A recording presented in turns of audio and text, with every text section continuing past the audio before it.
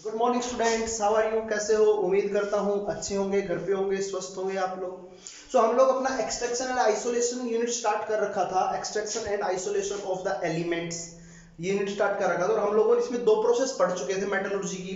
पहली प्रोसेस थी जिसके अंदर हम लोगों ने क्या की थी, क्रशिंग और ग्राइंडिंग की थी किसी भी मेटेलिक ओर की।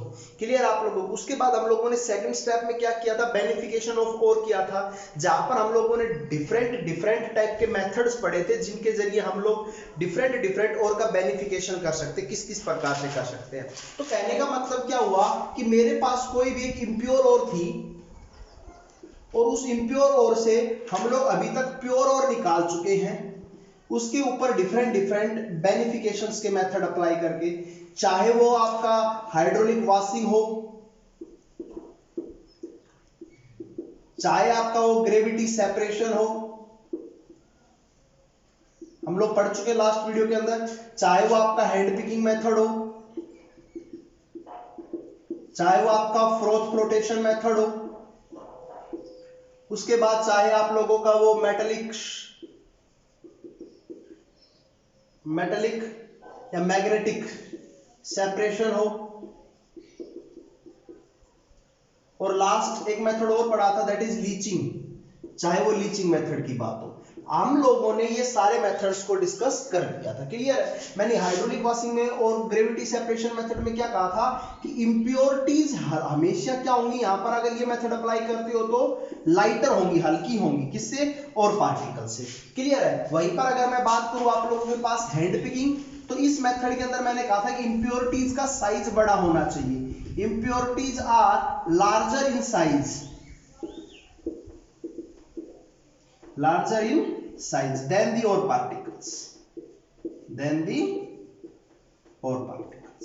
क्लियर आप लोगों को? उसके बाद हम लोगों ने पढ़ा था मैग्नेटिक सेपरेशन मेथड के बारे में, और मैग्नेटिक सेपरेशन मेथड के अंदर हमने कहा था कि ये मेथड हम उन ओर्स के ऊपर लगाएंगे जिनके पास मैग्नेटिक प्रॉपर्टीज होंगी। कौन सी प्रॉपर्टी होंगी? मैग्नेटिक प्रॉपर्टीज होंगी। क्लियर है? फॉर एग्जांपल मैंने आप लोगों को बताया था कि आयरन के लिए और मैग्नीज के लिए जनरली हम लोग इस मेथड का यूज करते हैं। क्लियर है? उसके बाद हम लोगों के पास बचा फ्रोथ फ्लोटेशन मेथड। ये मेथड जनरली हम लोग किसके ऊपर अप्लाई करके आए थे? सल्फाइड्स ओर के ऊपर। और मैंने कहा था कि सल्फाइड्स ओर सोल्यूबल होती हैं ऑयल के अंदर, और इंप्योरिटीज यहां पर भी कंडीशन बताई थी, सोल्यूबल होती है किसके अंदर? वाटर के अंदर। मेरी बात समझ में आई आप लोगों को? ये बात हम लोग पढ़ चुके हैं। यहां पर मैंने डेफिनेशन भी बताई थी आप लोगों को कि डिप्रेसेंट क्या होता है। डिप्रेसेंट के बारे में भी हम पढ़ के आए थे। जब हमारे पास कोई दो सल्फाइड और प्रेजेंट हो तो उस प्रकार हम किस प्रकार सेपरेट करेंगे सल्फाइड ओर को। क्लियर है? लास्ट हम लोगों ने लीचिंग पढ़ा था। लीचिंग एक केमिकल मेथड है जहां पर हम लोगों ने एल्यूमिनियम की ओर की लीचिंग की थी, जिसको हम लोगों ने बेयर प्रोसेस कहा था। कौन सी प्रोसेस कहा था? बेयर्स प्रोसेस कहा था। वहीं पर हम लोगों ने कहा था कि ये मेथड जनरली प्रीशियस एलिमेंट्स के लिए यूज किया जाता है, उनको प्योरीफाई करने के लिए, उनकी ओर को प्योरीफाई करने के लिए, जिसको हम लोगों ने मैकआर्थर फॉरेस्ट साइनाइड प्रोसेस कहा था। यही कहा था। और मैंने ये भी कहा था कि इनके अंदर हम लोग एक बाहर से कोई भी रिएजेंट ऐड करते थे, और वो क्यों ऐड करते थे? ये जनरली इनसोल्यूबल होते तो इनके सोल्यूबल कॉम्प्लेक्सेस बनाने के लिए। ये बात हम लोग कर चुके हैं ना, तो ये सब बातें हम लोग कर चुके थे। अभी आज जब हम लोग प्योर ओर तक पहुंच चुके हैं, तो अभी हम लोग प्योर ओर से क्रूड मेटल को एक्सट्रैक्ट करेंगे। किसको? Crude metal. तो क्रूड मेटल को एक्सट्रैक्ट करने से मेरे पास वही 3 स्टेप्स हैं जिनको हम लोग देखते हैं। वो 3 स्टेप कौन कौन से, जरा देखिएगा उनको। वो 3 स्टेप कौन कौन से आपको जरा देखिए। देखो, आप लोगों के पास क्रूड मेटल, सॉरी, आप लोगों के पास अभी तक क्या है? कंसंट्रेटेड ओर है, और मतलब बिल्कुल प्योर ओर आ चुकी है। आपको जितनी भी आप लोगों को उसमें इंप्योरिटी लगती थी, तो सब आपने क्या कर दी? बाहर निकाल दी। क्लियर है? और अब आप यहां से क्या निकालने चाह रहे हो? क्रूड मेटल निकालने जा रहे हो। मैं तो वो चीज समझा देता हूं आप लोगों को। मान लो कंसंट्रेटेड ओर का मतलब क्या है? मेरे पास ये पूरी एक ओर है, इस ओर के अंदर जो मैं सर्कल ड्रा कर रहा हूं आप लोगों के सामने, ये मेरे पास क्या है? कुछ मेटल के पार्टिकल इस ओर के अंदर, और बाकी इस ओर के अंदर अभी भी क्या प्रेजेंट है बेटा? बताइए, इंप्योरिटीज प्रेजेंट है। क्लियर है? तो इन इम्प्योरिटीज के अंदर से इन मेटल्स के पार्टिकल्स को बाहर निकालना मेरे पास जो प्रोसेस कहलाती है वो कहलाती है extraction of crude metal from concentrated ore. Clear है आप लोगों को? तो यहां से जो ये सर्कल ये पॉइंट जो मैं दिखा रहा हूं ये हमारे पास मेटेलिक पार्टिकल्स है, बाकी इसके अंदर भी इम्प्योरिटीज प्रेजेंट है। तो वहां से हम लोग क्या करेंगे, इंप्योरिटीज को बाहर निकालेंगे और मेटल्स को हम लोग क्रूड मेटल्स की फॉर्म तक लेके आएंगे। क्लियर है आप लोगों को? तो इसके लिए हमारे पास तीन प्रोसेसेस होती हैं। एक पहली प्रोसेस होती है रोस्टिंग, दूसरी प्रोसेस होती है हमारे पास कैल्सिनेशन और तीसरी प्रोसेस होती है दैट इज स्मेल्टिंग। ये तीन प्रोसेस हमारे पास, स्मेल्टिंग को कुछ लोग पायरोमेटलर्जी भी बोलते हैं। क्लियर आप लोगों को? ये तीन प्रोसेस है मेरे पास और इनको हम देखते हैं क्या क्या ये प्रोसेस है, किस काम आती है। सबसे पहले मैं अगर बात करूं रोस्टिंग की, कि रोस्टिंग आखिर क्या है। क्लियर आप लोगों को समझ में आ गया? रोस्टिंग जनरली ये हमारे पास सल्फाइड ओर के ऊपर अप्लाई कर होती है। किसके ऊपर? Sulphide source. क्लियर आप लोगों को? और सल्फाइड ओर को अगर मैं हीट करूं, समझ में आ गया, in presence of oxygen. Clear आप लोगों को? तो वहां पर उस मेटल का ऑक्साइड प्लस एक गैस रिलीज होती है that is SO2 gas. Clear आप लोगों को? SO2 गैस बाहर निकलती है वहां से। मेरी बात समझ में आ गई आप लोगों को? इस प्रोसेस को हम कौन सी प्रोसेस बोलते हैं? रोस्टिंग प्रोसेस बोलते हैं। क्लियर है? एग्जांपल्स देखिए, अगर मान लो मेरे पास एक और है दैट इज जिंक सल्फाइड ही मान लेता हूं मैं, ZnS। क्लियर आप लोगों को? अगर मैं इसको हीट करता हूं in the presence of oxygen, तो ये क्या करेगी, मेटल का ऑक्साइड, मतलब क्या, ZnO प्लस बाहर कौन सी गैस रिलीज होगी, SO2।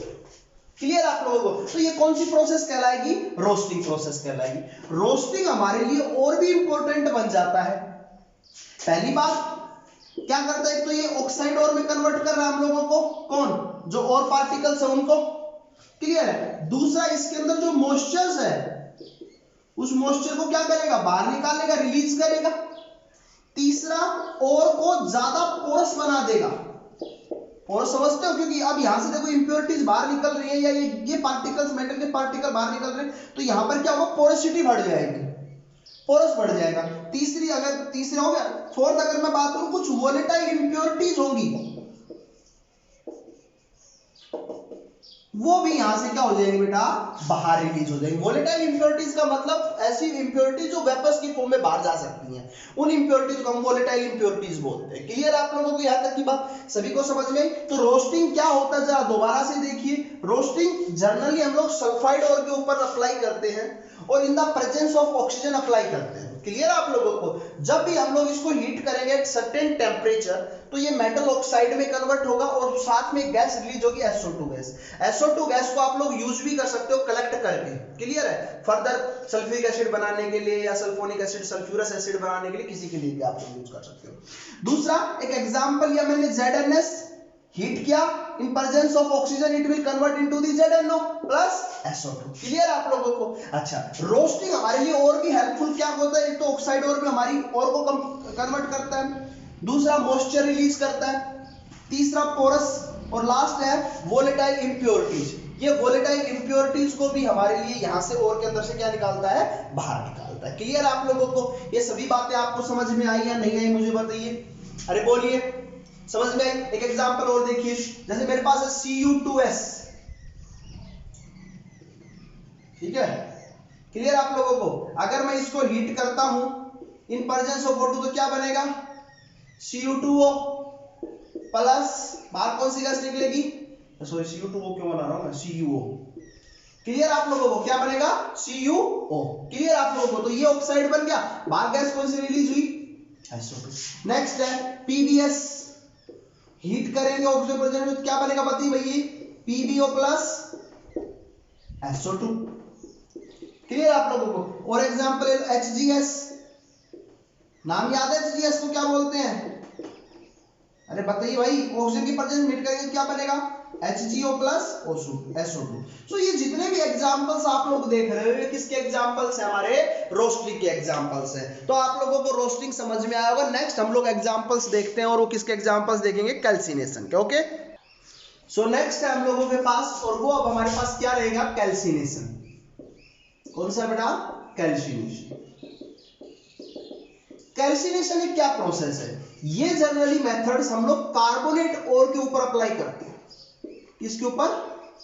कार्बोनेट ओर के ऊपर। क्लियर आप लोगों को? तो कार्बोनेट ओर को आप लोग हीट करते हो इन the absence of oxygen, in the absence of oxygen. Clear आप लोगों को? तो ये भी ऑक्साइड ओर में कन्वर्ट होता है, प्लस CO2 गैस यहां पर रिलीज होती है। वहां पर कौन सी गैस रिलीज हो रही थी? SO2 gas. यहां पर कौन सी गैस रिलीज हो रही है? बताइए, CO2 गैस। क्लियर आप लोगों को? यहां तक बात समझ में आ गई? अरे बोलिए। चलो एक एग्जांपल ले लेते हैं। एग्जांपल कैल्शियम कार्बोनेट ले लेता हूं, आप लोगों का फेवरेट एग्जांपल। ऑक्सीजन की क्या रहेगी? एब्सेंस। तो ये टूटेगा तो कैसे टूटेगा? CaO प्लस कौन सी गैस रिलीज होगी? CO2 gas. अरे बोलिए भाई, मेरे पास समझ में आया? एक एग्जांपल और ले लो। जिंक कार्बोनेट कैलामाइन और है, इसको हीट कर दो इन द एब्सेंस ऑफ ऑक्सीजन, तो क्या बनेगा? ZnO plus CO2। क्लियर है आप लोगों को? तो ये प्रोसेस क्या कहलाएगी? आपकी कैल्सिनेशन प्रोसेस कहलाएगी। क्लियर है? अब देखो, सी कैल्सिनेशन किससे स्टार्ट हो रहा है? सी से स्टार्ट हो रहा है, और कार्बोनेट भी किससे स्टार्ट है? सी से है। तो ध्यान रखोगे कैल्सिनेशन के अंदर कौन सी ओर यूज होती है? कार्बोनेट ओर। ठीक है, ध्यान रखोगे कैल्सिनेशन में कौन सी ओर यूज होगी?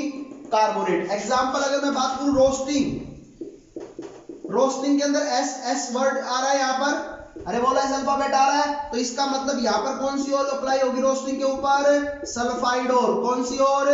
सल्फाइड ओर। क्लियर है आप लोगों को? समझ में आ गया? अब सल्फाइड ओर के अंदर आप लोग देखते हो ऑक्सीजन नहीं है। ऑक्सीजन नहीं होती ना, ZnS देख लो, PbS देख लो, Cu2S देख लो, आपका कोई भी एग्जांपल देख लो, उसके अंदर ऑक्सीजन नहीं है। तो आप लोगों को बाहर से क्या देनी पड़ेगी? ऑक्सीजन देनी पड़ेगी।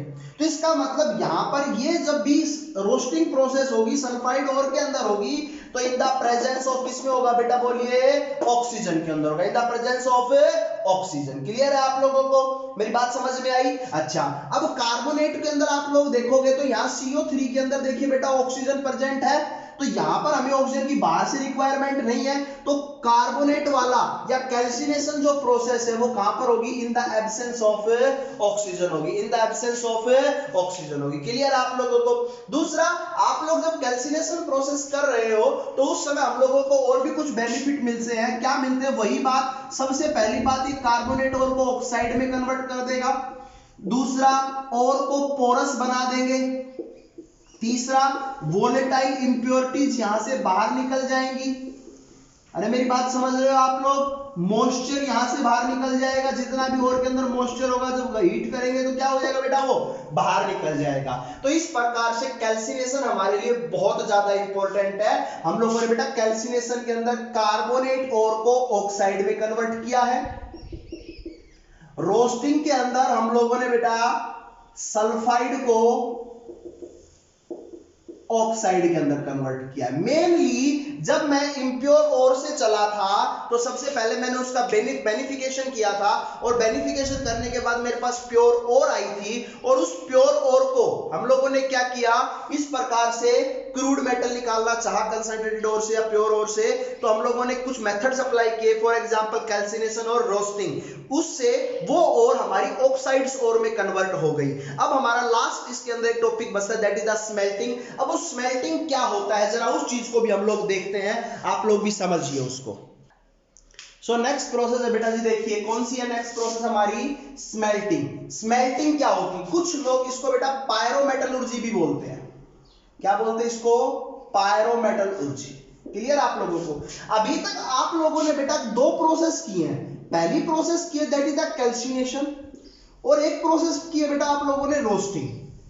क्लियर है? ये आपने किसी भी प्योर ओर के ऊपर अप्लाई की थी, और अप्लाई करने के बाद आप लोगों के पास यहां पर जो चीज आई है अभी कौन सी फॉर्म आई है? ऑक्साइड की फॉर्म आई है। क्लियर है? तो अगर मैं किसी भी ऑक्साइड के अंदर एक रिड्यूसिंग एजेंट डाल देता हूं, रिड्यूसिंग एजेंट डाल देता हूं, अगर मैं किसी भी ऑक्साइड के अंदर एक रिड्यूसिंग एजेंट डाल देता हूं तो वो वहां पर हमारे पास मेटल, क्रूड मेटल प्लस वहां से कुछ बाहर निकलेगा समथिंग, अभी देखेंगे कुछ चीज यहां से बाहर निकलेगी, ये लिख देता हूं। क्लियर आप लोगों को? अब हर केस में अलग अलग हो सकती है, मैं आपने बात करूंगा। तो सबसे पहले आप लोगों के पास क्या है, रिड्यूसिंग एजेंट क्या है, ये किस समस्या का नाम है जरा देखिए। आप लोगों ने रेडॉक्स रिएक्शंस पढ़ी होगी बेटा, और जब रेडॉक्स रिएक्शन पढ़ी होगी तो आप लोगों को रिडक्शन, ऑक्सीडेशन, रिड्यूसिंग एजेंट और ऑक्सीडाइजिंग एजेंट के बारे में बहुत अच्छे से पता होगा। क्लियर आप लोगों को? तो सिंपल से अगर हम लोग अपना तरीका देखें जहां पर हम लोग यूज करते थे कि जिसके अंदर ऑक्सीडेशन होता है वो एक अच्छा रिड्यूसिंग एजेंट कहलाता था, और जिसके अंदर रिडक्शन हो रहा था वो एक अच्छा क्या कहलाता था, ऑक्सीडाइजिंग एजेंट कहलाता था। समझ में आई आप लोगों को बात? हालांकि ये कोई तरीका नहीं है, कोई डेफिनेशन नहीं है, हम लोग सिर्फ अपना पर्पस देख रहे हैं कि क्या होते हैं एजेंट्स। मींस रिड्यूसिंग एजेंट जो रिडक्शन करवाएंगे, रिडक्शन करवाएंगे तो मतलब क्या करवाएंगे, वहां से ऑक्सीजन को बाहर निकालेंगे, रिमूवल ऑफ ऑक्सीजन। अरे बोलिए, यही करवाएंगे ना। रिड्यूसिंग एजेंट्स का मेन टारगेट क्या होगा, रिमूवल ऑफ ऑक्सीजन, रिडक्शन करवाएंगे उसके अंदर। ऑक्सीडाइजिंग एजेंट का काम क्या होता है, किसी के अंदर भी क्या करवाएंगे, ऑक्सीडेशन करवाएंगे। मेरी बात समझ में आ गई आप लोगों को? तो इसलिए हम लोग इनका यूज करते हैं यहाँ पर, रिड्यूसिंग एजेंट। मेनली जो रिड्यूसिंग एजेंट होते हैं वो क्या, तो हमारे पास बेटा कोक होगा in the form of carbon. Clear आप लोगों को? या दूसरा carbon monoxide, that is the example of reducing agent. अब ऐसा जरूरी नहीं है कि यही हमारे पास कोई फिक्स कर दिया कि यही हमारे पास रिड्यूसिंग एजेंट रहेंगे। हर ऑक्साइड्स के लिए हमारे पास डिफरेंट तरह के हमारे पास यहाँ पर रिड्यूसिंग एजेंट रहेंगे, और वो रिड्यूसिंग एजेंट हम लोग अपने मन से डिसाइड नहीं कर सकते कि which one is the good reducing agent for this oxides. Clear आप, दिस मेटेलिक ऑक्साइड। क्लियर आप लोगों को? तो उसका जो हम लोगों को सिलेक्शन करना है उस रिड्यूसिंग एजेंट का, तो उस रिड्यूसिंग एजेंट का सिलेक्शन हम लोग एक करते हैं on the basis of the Ellingham diagram.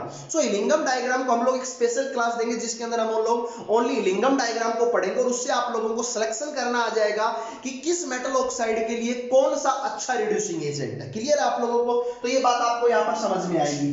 तो अभी एक एग्जांपल ले लेते हैं। जैसे मान लो मैंने क्या लिया, जिंक ऑक्साइड लिया, बन चुका था भाई जिंक ऑक्साइड, कार्बोनेट से बनाया, सल्फाइड से बनाया।